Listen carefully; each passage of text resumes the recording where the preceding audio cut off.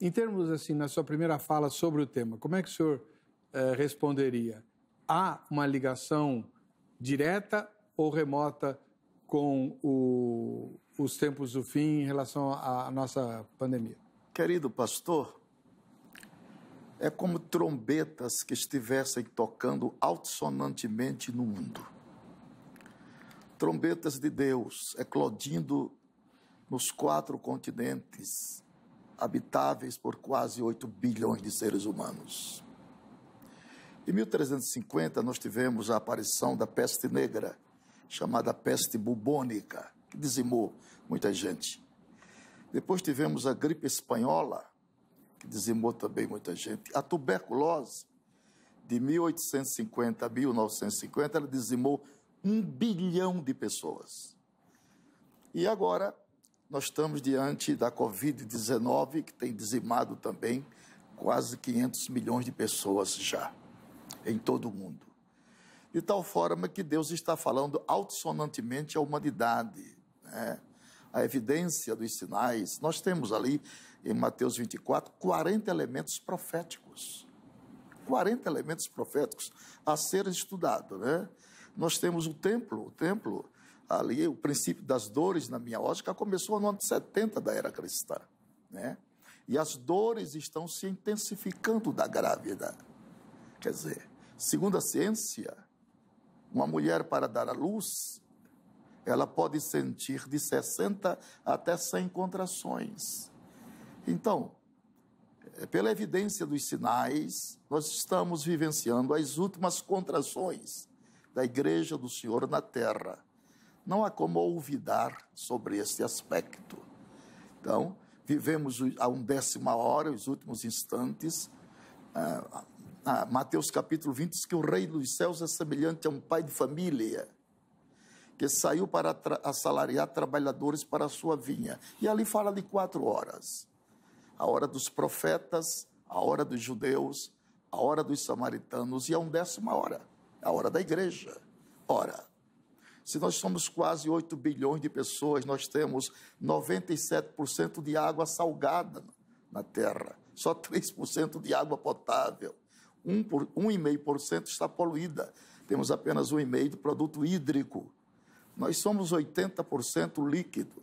Ninguém consegue viver sem a quiescência da água, que ela promove a liberação das toxinas para o rejuvenescimento da pele.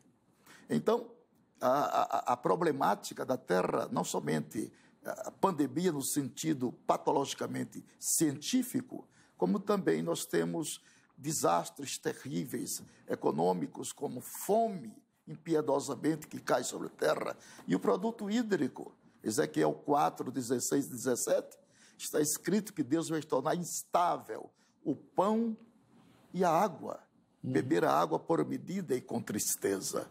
Então, eu quero crer que são trombetas gritantes, elucidando e mostrando aos homens que a ciência não mostra uma saída viável neste momento, né? O poder político também não mostra uma saída viável, nem econômico, há uma incógnita. Só Deus pode equacionar os graves problemas sociais, pandêmicos, econômicos e religiosos. Então, aproveitando essa sua última fala, nós vamos tratar numa entrevista específica sobre esse assunto, mas está na ordem do dia, né? Começou ontem lá o julgamento no STJ, só falou um ministro, é verdade, justo o mais polêmico de todos, mas enfim, como é que o senhor vê essa questão das igrejas fechadas ou não fechadas em relação, já que só Deus tem solução, como o senhor deixou muito claro. Pastor, o problema é o seguinte, eu acho que ali, para falar para os ministros, que são 11, né, aqueles homens são homens que conhecem o direito da palma da mão, né? Ali não deve se falar de questão de fé, ali tem que se falar de outras coisas, né? Outras coisas, elementos científicos, né? Na realidade sumária, as nossas igrejas, ela tem descuidado um pouco da parte social. A igreja tem que mostrar a sua parte social, né? Cuidar de órfãos, de viúvas, a pastora falou disso, de velhos, né? De pessoas que estão aí à margem, construir escolas, hospitais, né? A igreja é para isso, não é somente para tratar uma questão espiritual do homem, mas patologicamente nós vivemos ainda aqui. Os nossos pés ainda estão aqui, mesmo que o nosso coração esteja no céu, mas os nossos pés estão aqui. Então tem que agregar esses valores para que o poder maior do nosso país entenda, conheça os trabalhos meritórios da Igreja do Senhor da Terra, cuidando conceituavelmente das coisas relacionadas com as necessidades do próximo. Isto é a verdadeira religião. Então, cuidar dos órfãos e das viúvas nas suas tribulações. A igreja não é só para cuidar da alma das pessoas, tem que cuidar da vida física. Nós estamos aqui na terra. Então, o que vai convencer os ministros não é uma palavra de fé neste momento, ao meu ver. É uma palavra relacionada. O que é que a igreja tem feito para ajudar a governabilidade do país? Perfeito, professor, pastor, doutor, muito obrigado. Antes de continuar a entrevista, vamos ouvir você também. Aqui você tem voz e vez, né? Vamos para a nossa enquete no Vejam Só. Você acredita que essa pandemia, com todos os seus desdobramentos, os desdobramentos sociais, econômicos, espirituais, etc., essa pandemia atual tem ligação com os sinais da volta de Cristo? Sim ou não?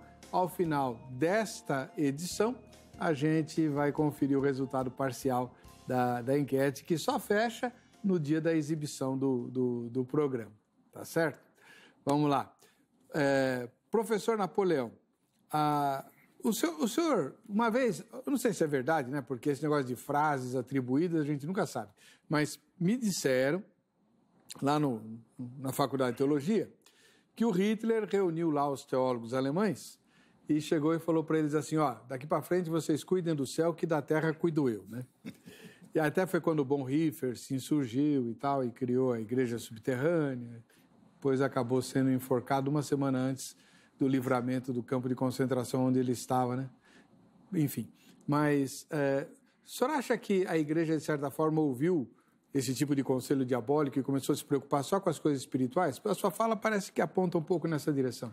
Pois é, então a igreja, ela tem, simetricamente falando, ela tem uma importância capital a respeito do cuidado das pessoas, né? A palavra igreja, eclésia, tirados para fora. Então, o maior púlpito da igreja não é aquele que está dentro do santuário. Aquele é o púlpito de lapidação de caráter. Que bonita essa frase. Claro, lapidar caráter, burilar diamantes. É, sim. Ali não é para pregar, ali era para ensinar, ele é para o mestre. O púlpito da igreja mesmo é lá fora, nas praças públicas, né? Nas estações rodoviárias, onde vai o número de transeúntes, para levar a palavra do evangelho, né? Então, a igreja tem um papel fundamental. A específica vocação de uma igreja não é somente cuidar da alma, repito, mas cuidar também da vida dos miseráveis. Hoje nós somos, aqui no Brasil, já 40 milhões de pessoas desempregadas, né?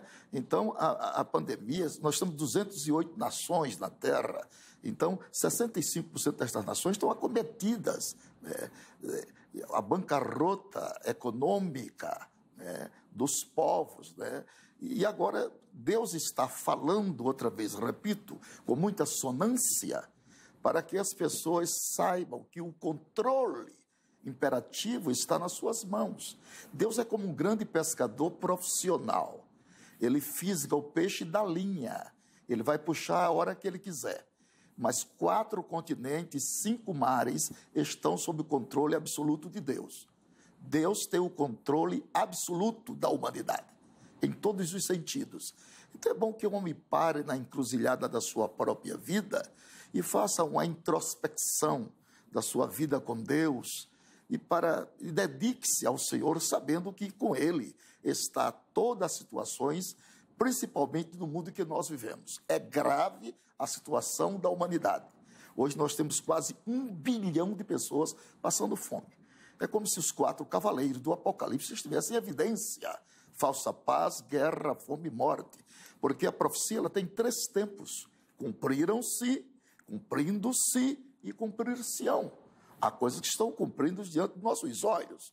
Deus está falando ao planeta Terra, aos seus moradores. É bom que o homem pare, flexione sua mente, os seus pensamentos e comece agora a dar crédito à voz de Deus. Deus fala também na tormenta, não somente no sussurro, numa voz mansa, cálida e suave, mas também na tormenta. Então Deus está falando para as pessoas. Olha, tem 8 bilhões aproximadamente de pessoas. Está provado estatisticamente que só 1,5 bilhão conhece Jesus. Então, há um déficit de 6,5 bilhões de pessoas. Eu pergunto aos meus interlocutores, será que Deus vai deixar essa gente se perder na história salvífica?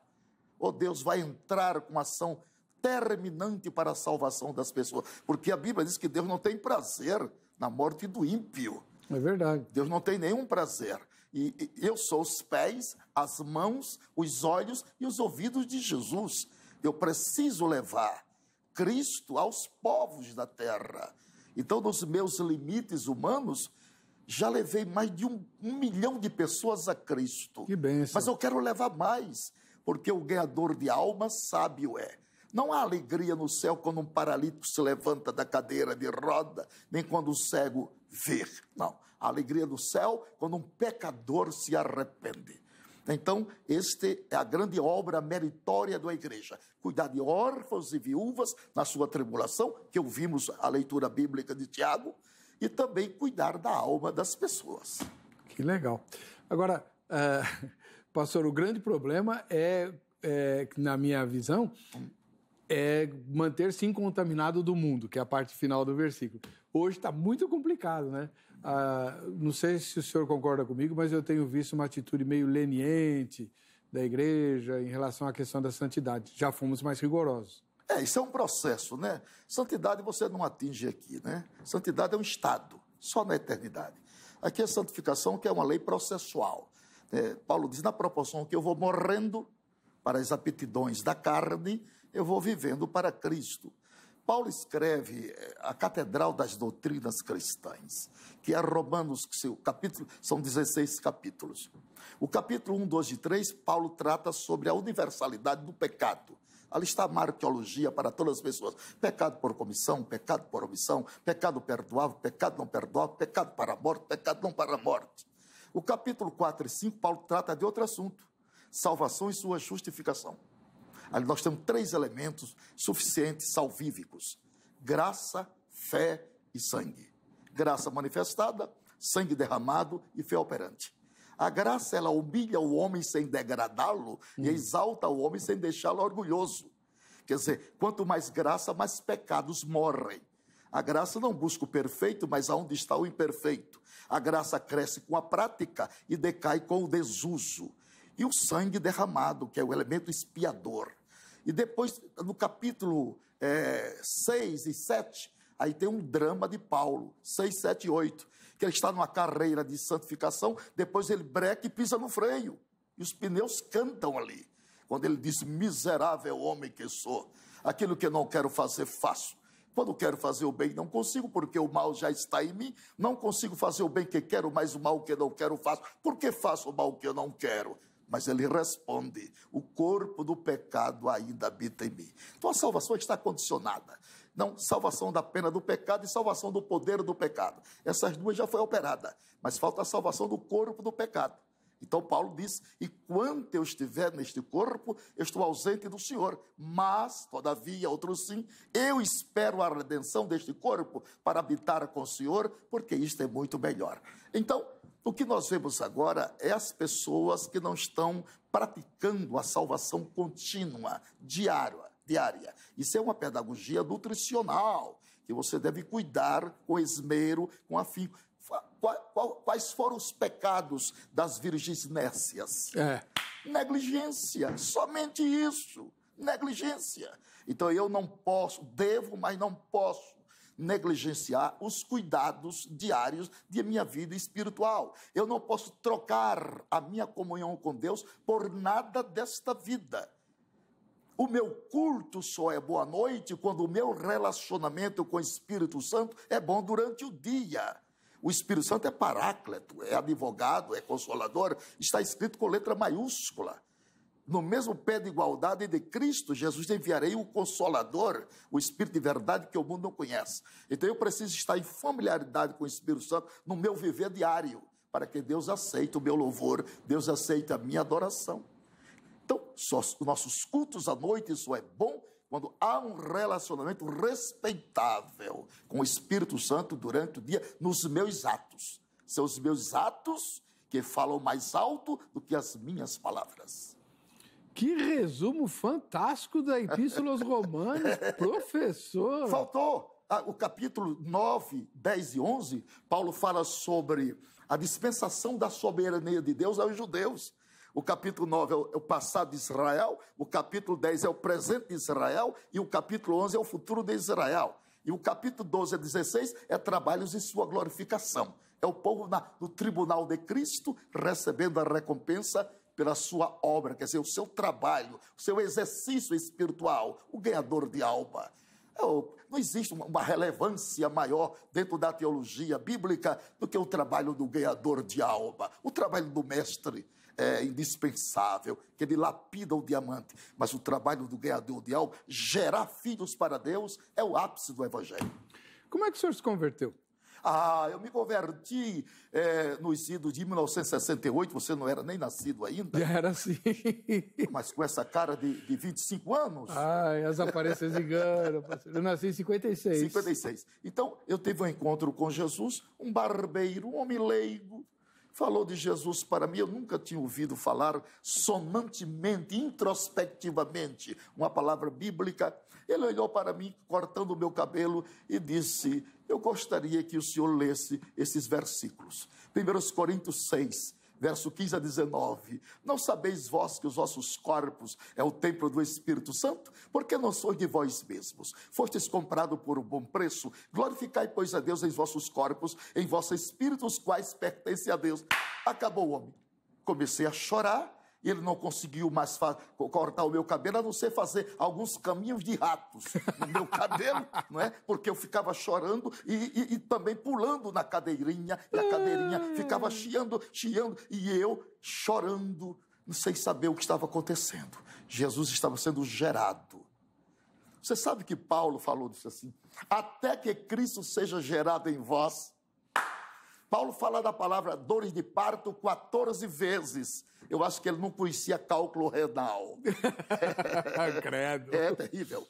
Então, isso é uma diáspora, né? Até que Cristo seja gerado em vós. Os cabeçalhos introdutórios das epístolas paulinas é muito interessante. Vamos, Romanos. Paulo, vírgula, servo de Jesus Cristo, ponto e vírgula, chamado para apóstolo. Quem é você? A minha identidade pessoal? Eu sou Paulo. Mas o que é que você é? Servo, doulos, escravo. Eu não tenho mais vontade própria. Eu não vivo mais. Cristo vive em mim. Eu já estou crucificado. Aceitar Jesus como Salvador é maravilhoso. Jesus é Salvador de toda a humanidade. Agora, de quem Ele é Senhor? Porque quando Ele é Senhor, eu sou servo. Servo não tem vontade própria mais. Então, queridos irmãos, que Deus nos ajude a nós nos convertermos a cada dia a Ele. A obra meritória do Calvário já foi feita. Aceite isso, os bônus e os ônus do Evangelho. Que bênção, olha. Já a gente vai continuar essa entrevista maravilhosa aqui. Antes, eu tenho 2 recadinhos para você.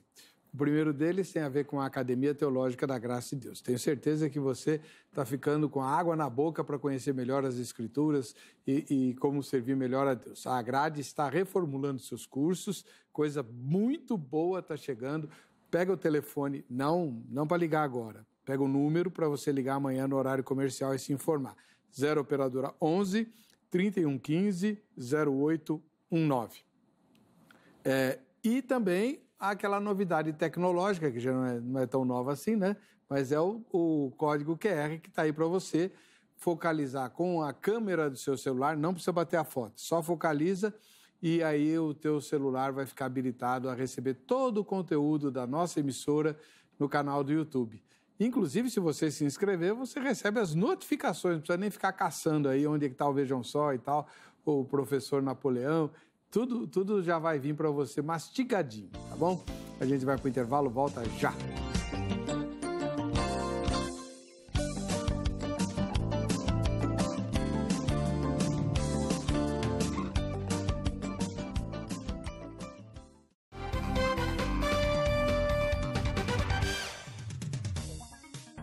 Muito bom, né? Muito legal essa entrevista. A gente também fica muito feliz de saber que você participa do programa. Nós temos um canal de comunicação bastante eficiente, né? E que premia os nossos telespectadores. Basta que você mande a sua foto ou o seu vídeo para o e-mail, vejam só, @rittv.com.br. E o presente, para quem participa e for sorteado, né? Lógico, só tem um.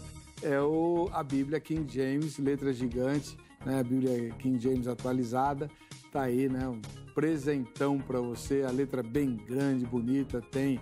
Olha, é um presentaço esse para você e estamos em vias de fazer o sorteio. Já na semana que vem você já vai ter o nome do sorteado. Ah, mas dá tempo de participar. Manda sua foto, manda seu vídeo. E o próximo sorteio você já vai participar também. Teremos outros prêmios aí, tá bom? A primeira foto de hoje vem lá de Caxias, Duque de Caxias, no Rio de Janeiro. É a Glauciane Ribeiro. E o maridão dela tirou a foto, é o Max Duque. Tá aí, o Glauciane e o Max. Um ósculo santo para vocês. Deus abençoe o povo de Duque de Caxias. Muito bacana a foto aí, hein? O Zeca que gosta disso aí. Em Suzano, na Grande São Paulo, o Anderson Souza é nosso telespectador. Bacana a foto dele também. Olha só, pegou ele, pegou o Vejam Só lá atrás, só o apresentador que é muito chato. Em Sorocaba, no interior paulista, o Alexandre Nardini, né? É o nosso telespectador lá. Outra foto bacana. Antiga já, hein?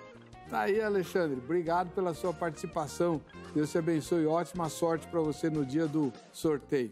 E em Osasco, na Grande São Paulo, a Irani Cruz é nossa telespectadora. Olha só, tranquilona, né?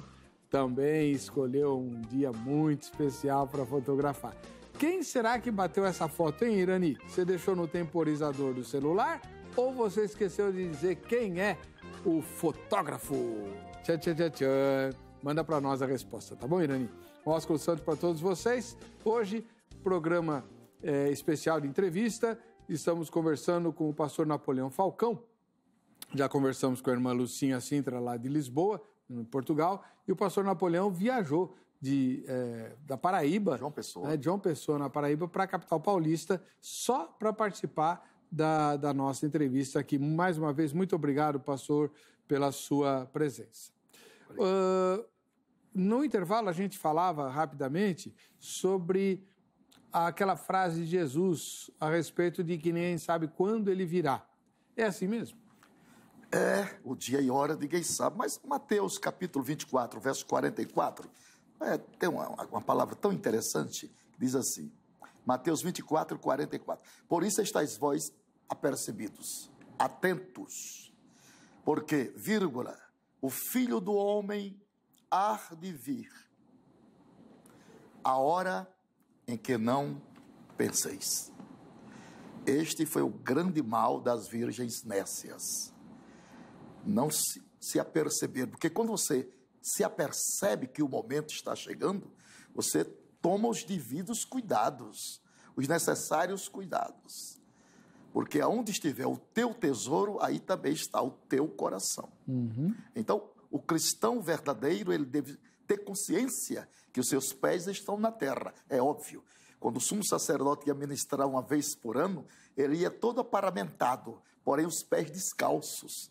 Deus queria trazer a lume da sua lembrança que, mesmo ele sendo sacerdote, tendo o privilégio de ir lá no Santíssimo, falar com Deus, de cima da tampa do propiciatório, de onde Deus o esperava, ele tinha que trazer a lembrança que ele era homem, que seus pés ainda estavam na terra. E damos graças a Deus que Deus usa homens com seus defeitos, homens com seus temperamentos, seja ele sanguíneo, fleumático, colérico, melancólico. A Bíblia diz que o poder de Deus se aperfeiçoa em nossas fraquezas, para que a glória seja de Deus e não nossa. Nós somos vasos, além de ser de barro, somos emprestados. Emprestados? Sim, porque este corpo é provisório. Tudo que temos nesta vida é provisório, né? Eu uso um sapato emprestado, porque os meus calçados espirituais, quando houver o arrebatamento, não é mais esse. Eu estarei desprovido de todo o adereço desta vida, né?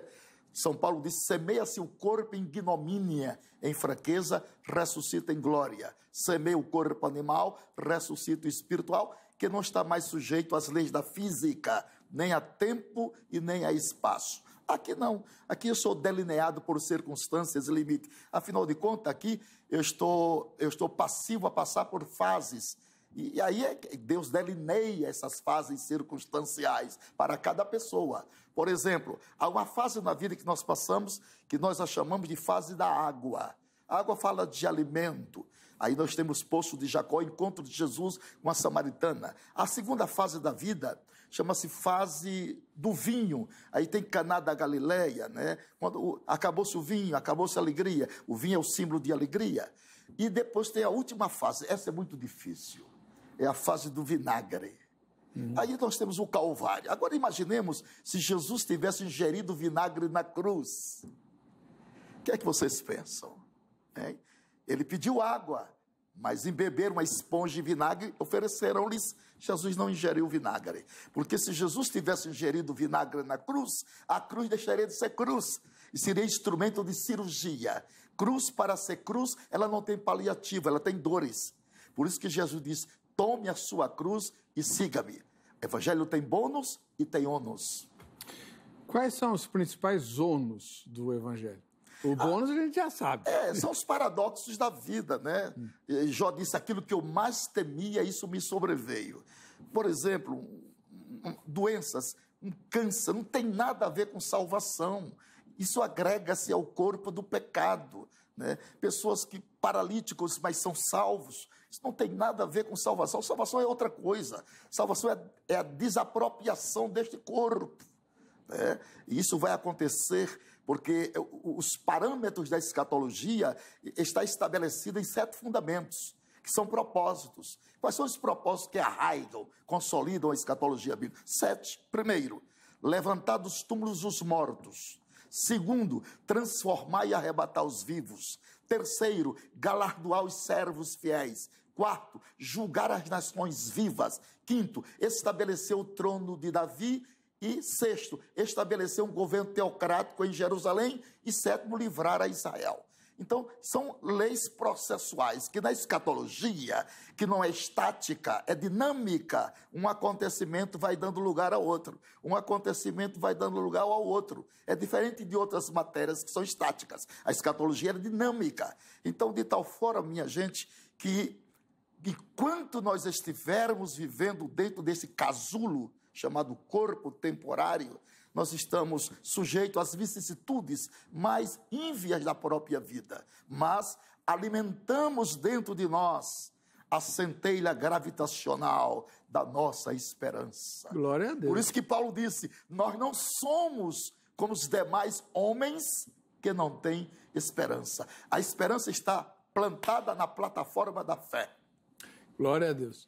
Agora, doutor, esse aspecto que o mundo vive, essa pandemia, o senhor citou várias catástrofes de saúde que desde a Idade Média o mundo sofreu, né? A peste negra e as demais. Porém, o alcance que essa está tendo é maior, por causa do trânsito, né? Na Idade Média as pessoas não viajavam como viajam hoje. E essa doença alcançou o mundo todo. O senhor vê alguma ligação dela com o advento do anticristo? Porque assim, a gente fica pensando, como é que vai aparecer o homem da iniquidade? Por que as nações vão conferir a esse homem da iniquidade o poder que elas têm, a liberdade que elas têm?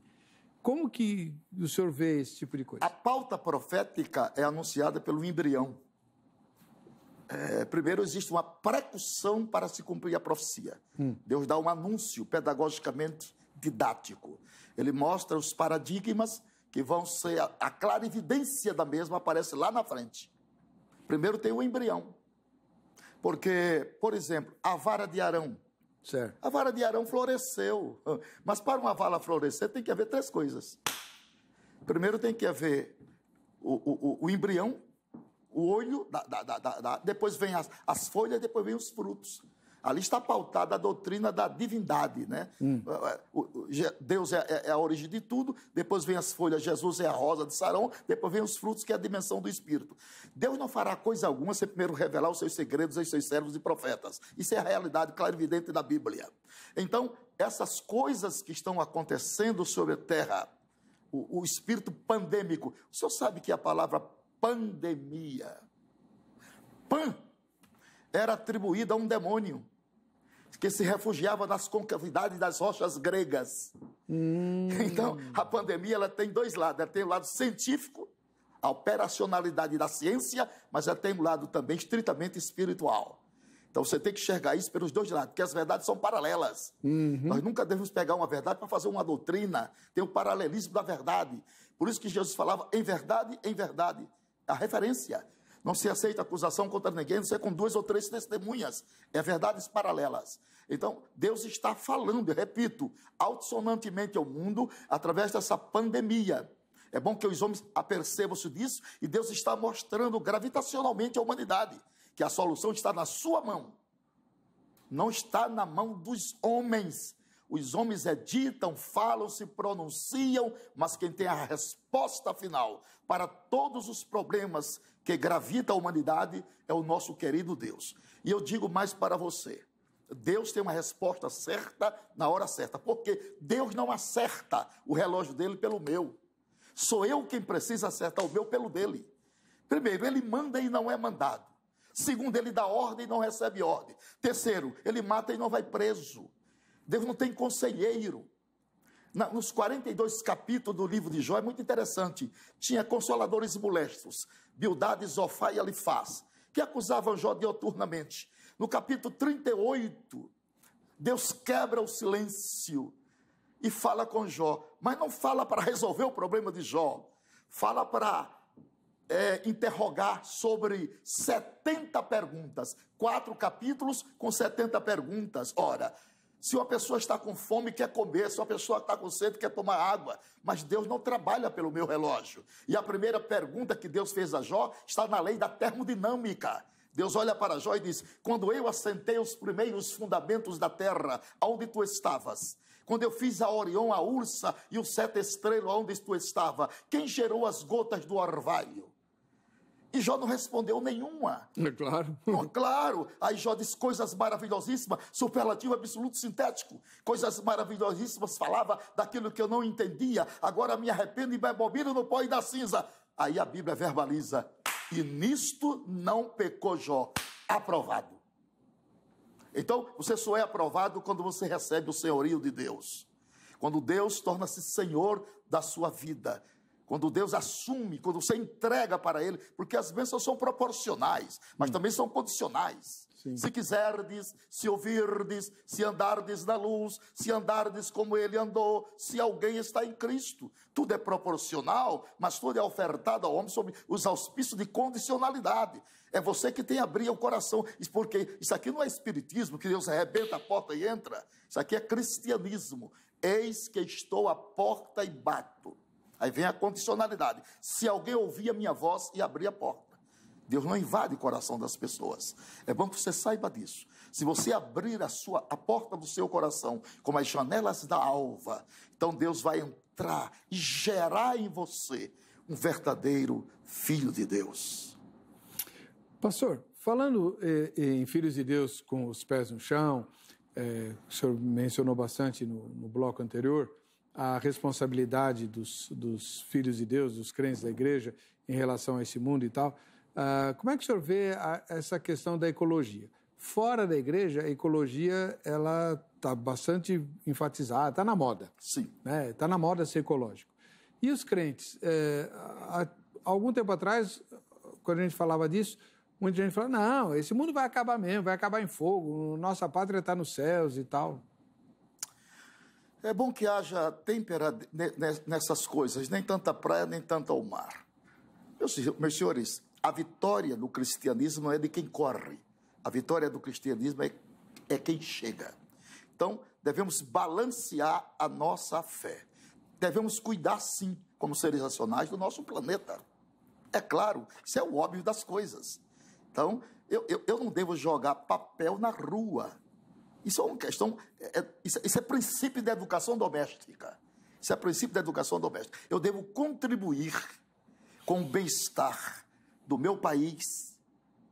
Eu devo contribuir com o bem-estar do meu próximo. Eu devo fazer a minha parte. Isso é um problema pedagogicamente, não somente cultural, mas racional, inteligente.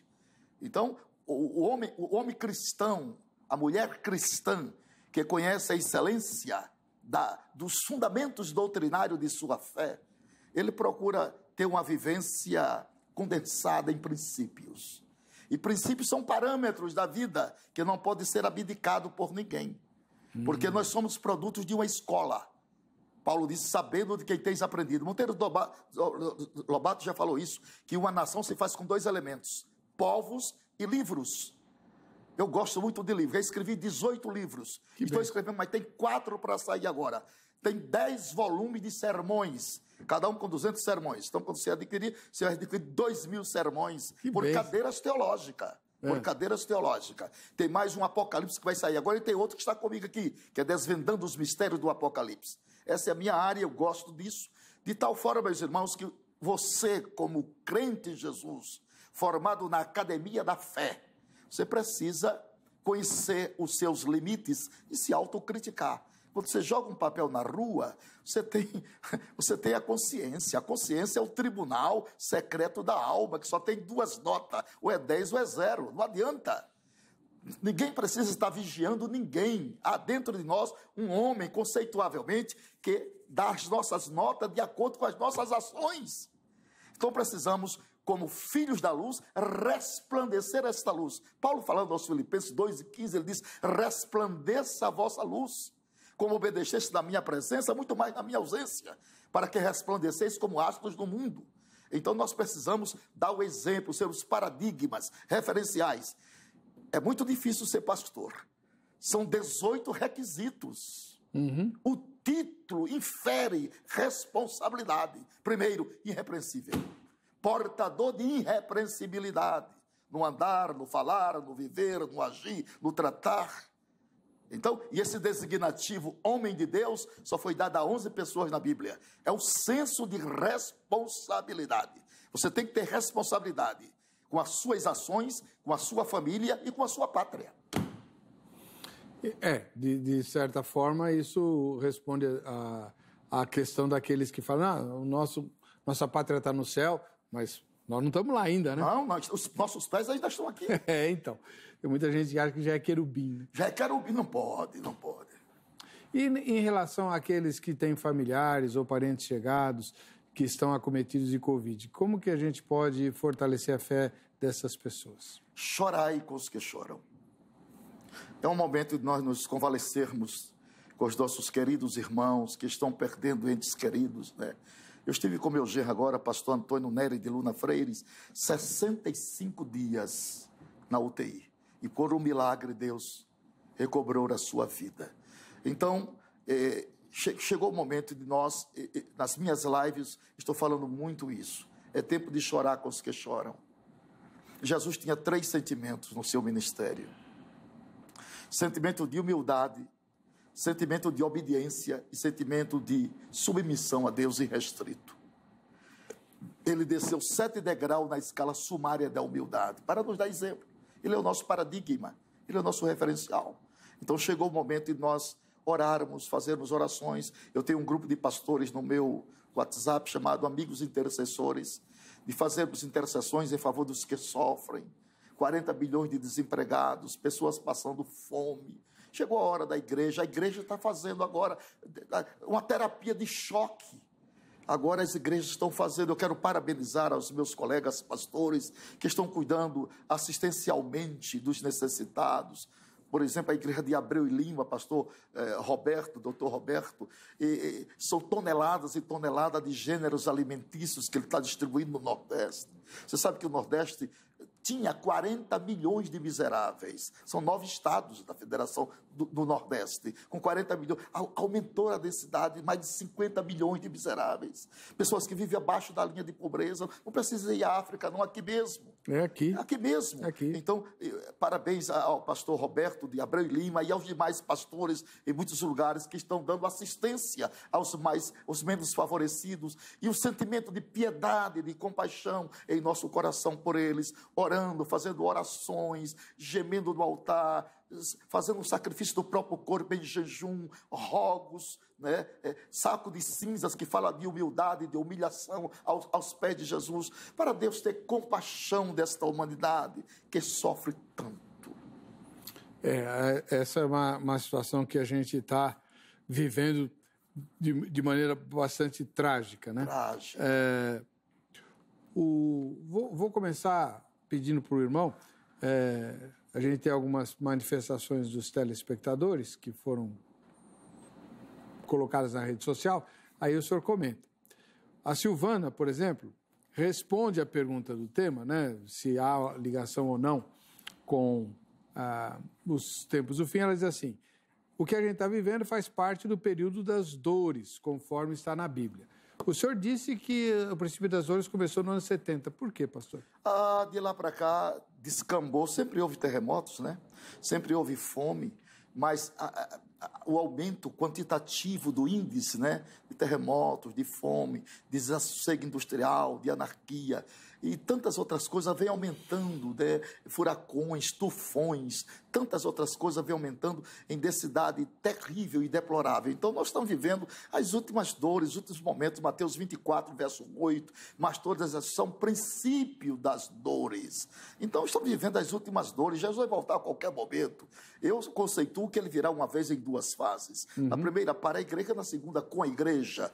Na primeira, os pecadores serão deixados; na segunda, serão dizimados. Na primeira haverá segredo; na segunda haverá lamentações. Na primeira, ele virá nos ares, e na segunda, ele virá no Monte das Oliveiras para reinar. E depois do arrebatamento haverá a aquisição de 3 grandes guerras ainda. 3? 3 grandes guerras. A guerra de Gog e Magog é aquela guerra de Ezequiel 38 e 39. Né? Aquela guerra, algumas nações participam. Na geografia bíblica, a palavra Rússia, na língua sumeriana, que quer dizer terra das trevas, né? Então virá de lá, porque Rocha é o grande cabeça, né? Porque ali funcionava antigamente o futuro império mongol de Gengis Khan, né? São judeus casarianos da Casária, né? Então, porque judeus mesmo, puro sangue, hoje nós temos pouca gente. E Israel é um país sionista, e sionismo não quer dizer judeu puro sangue. Judeus puro sangue são os judeus ortodoxos, e a Bíblia diz: se dizem judeus, mas não são, mas mentem. Então essa guerra da batalha de Gog e Magog, que Rocha é um comandante da guerra, Deus destruirá os inimigos de Israel nos montes de Israel. Nos montes, essa é Deus. Nos montes de Israel. Essa não é o filho, essa é Deus. E por que eles virão para tomar o despojo? Sedã e Dedã, os moradores de Tarse, que são os moradores das ilhas, vão dizer assim: você veio tomar o despojo, saquear a cidade, tomar a presa? O que é que você veio fazer aqui? Vim sim, porque a riqueza do Mar Morto hoje é 60 trilhões de dólares. No Mar Morto? A riqueza do Mar Morto. O que tem lá? Lá tem o estanho, o magnésio, o zinco, o topázio, o berilo, tem tudo lá dentro. As riquezas inquestionáveis. A riqueza do Mar Morto está para comprar hoje 5 países da Europa de porteira fechada. Misericórdia. É bom que as pessoas saibam disso. Então por que eles viram? Para tomar despojo, para tomar riquezas. Essa batalha é deles. Agora, só que a batalha do Armagedon não é mais o pai, é o filho. Essa batalha de Gog e Magog é nos montes. A batalha de Armagedon é no Vale de Meguido. Certo. Vale de Meguido. São 390 quilômetros quadrados de batalha. A primeira, a Bíblia diz que os judeus levarão 7 meses sepultando o cadáver no Vale de Gog e levarão 7 anos para guardar as armas de guerra, para a purificação da terra. E depois do milênio haverá outra batalha. A batalha de Gog e Magog dos 4 cantos da terra, de Apocalipse capítulo 20, verso 8. São 3 grandes guerras. Em todas elas o nome de Deus vai ser glorificado. Felizes são aqueles que abordaram sua vida em Cristo Jesus estão completamente livres de todas as maledicências do presente e do futuro. Mas, pastor, como é que a gente, como crente, pode agir para estar preparado para aquilo que virá? O exemplo está nas 5 virgens prudentes. Ter azeite e ter reserva. Você não pode confiar só na reserva. Cuidado com a reserva, ela pode lhe trair. Eu tinha um Fiat 147 queixo duro. Sim. Fiz uma viagem de Goiânia, quando eu morava em Goiânia, para pregar no Jubileu de Ouro da Bahia, no estado da Fonte Nova, em 1980. Muito bem. E eu e um companheiro dirigindo e tal. Daqui a pouco, a reserva. Eu companheiro, pastor, reserva é 15 litros, não se preocupe.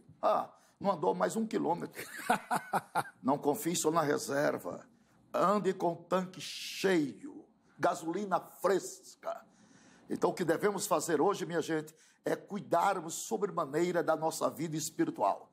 Porque na proporção que eu cuido da minha vida espiritual, eu tenho condições suficientes para cuidar do meu próximo, para lhe oferecer-lhes o pão da vida, para aconselhar-lhes com meu próprio exemplo.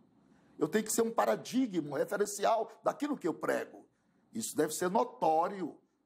Então, de tal forma, minha gente, que a gente tem que cuidar da nossa vida espiritual. Quando eu cuido da vida espiritual, eu estou dizendo, a minha vida moral tem que ter relevância. As minhas palavras têm que ter não apenas um eco, mas que seja uma voz audível. Hoje, pastor, pela graça de Deus, pela graça e bondade do Senhor, eu sou muito respeitado e considerado na minha denominação. Porque, pela graça de Deus, eu, o pastor Gesiel Gomes e o pastor Idecaso Takayama, geramos filhos espirituais desde a década de 68, 69, 70.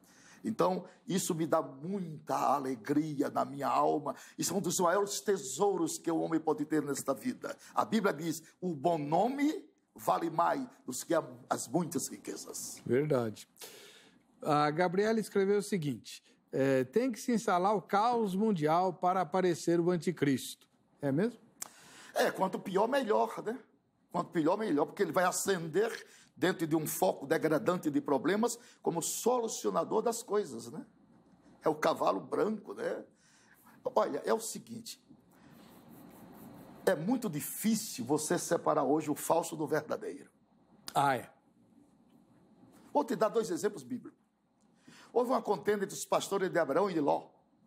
Abraão, um homem pacífico, disse, não haja contenda entre os meus e os teus pastores. Escolheres a direita, eu vou para a esquerda, escolheres o oriente, eu vou para o ocidente. Aí a Bíblia diz, e olhou Ló para as campinas do Jordão. Aí a Bíblia diz, que parecia com o jardim do Senhor, mas não era. Era Sodoma e Gomorra. Lembra-se quando Roboão assumiu o trono? Havia um rei do Egito chamado Sisac. Ele entrou em Jerusalém, levou todos os escudos de ouro. Aí a Bíblia diz, e fez Roboão escudos de metais, vergalhão pintado de amarelo. E os nossos ancestrais já diziam, cuidado, que nem tudo que brilha é ouro. Então hoje você tem que ter um critério seletivo nas coisas, né? Para você não deixar se contagiar com o mau procedimento de algumas pessoas. Nós damos crença de fato que meio a tanta apostasia, porque a apostasia ela vem com 3 coisas na terra. Apostasia religiosa, ela vem com quebra de paradigmas, ela vem com inversão de valores e remoção dos marcos antigos. Então isso é apostasia religiosa. Então devemos ter cuidado para exercer um critério seletivo e saber discernir a voz, porque Paulo diz que nos últimos dias havia muitas vozes no mundo. Então tenha critério seletivo, mantenha a prudência, porque tem 2 coisas que não faz mal a ninguém. Prudência e caldo de galinha. É verdade. Grande verdade.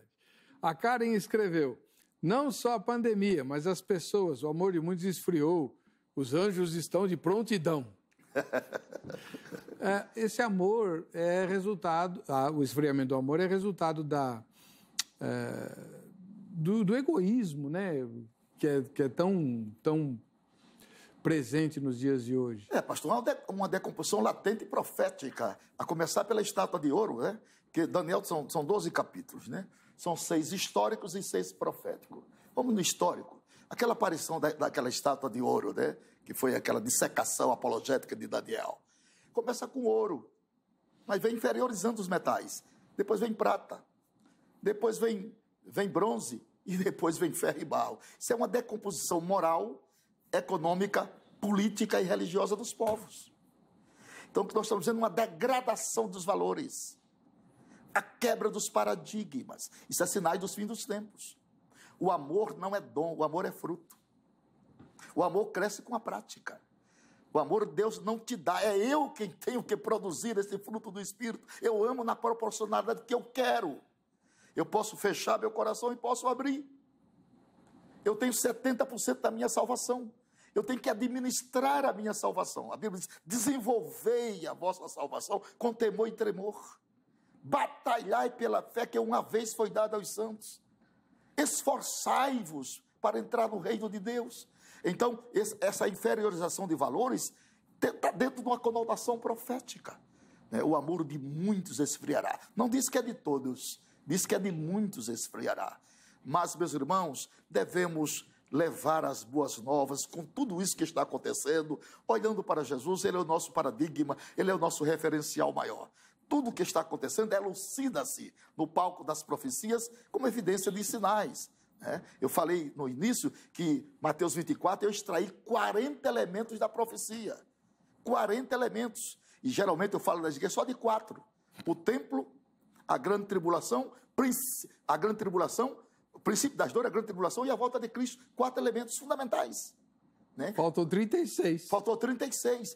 São 36 programas para nós esboçarmos com clarividência precisa os 40 elementos proféticos. É só examinar as Escrituras. Não é ler, é examinar as Escrituras para detectar esses elementos. O Sandro escreveu, cumprimento da palavra. Um aviso, não só para nós, mas para as trevas também. As trevas aí, eu imagino, são os perdidos, né? Deus não precisa mandar recado para demônio. Aliás, ele não manda. Agora, para os perdidos, sim. Não deveria estar havendo o interesse das pessoas pelas coisas espirituais, dado a esse choque de como somos limitados e finitos? Ah, claro que deveria, né? Deveria. O homem não é uma trindade. O homem é uma triunidade. Um cientista francês chamado Roberto Roux, ele descobriu no ano de 1665 a famosa teoria das células. Ele divide a célula em 3 partes, cilíndrica, achatada e alongada, né? Plasma, citoplasma e núcleo. Então ele descobriu que do tendão de Aquiles até o frontal, o homem tem 60 trilhões de células. Agora, o DNA de cada célula humana equivale a 1,70 m. Então, se você multiplicar 60 trilhões por 1,70 m, o seu DNA em célula dá para ir na Lua 3 vezes. Porque daqui na Lua é somente 380 mil quilômetros. E a Lua não é uma peça teatróloga, não. A Lua é a maior diaconisa que Deus tem no espaço sideral. Diaconia. Glória a Deus. Se não fosse a Lua, os oceanos seriam pútridos. Não havia equilíbrio das placas tectônicas. A Lua foi colocada por Deus para clarear a noite e para oxigenar os mares. E essa lei processual chama-se Tábua das Marés. E quem comanda isso é a Lua. Porque tudo que Deus faz é pensando no homem.